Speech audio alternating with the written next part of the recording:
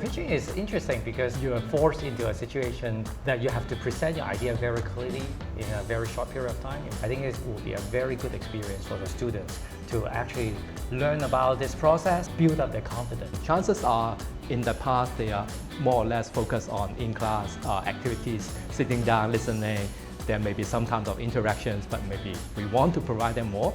So through this pitching exercise, we actually want them to take the ownership and agency of their own work.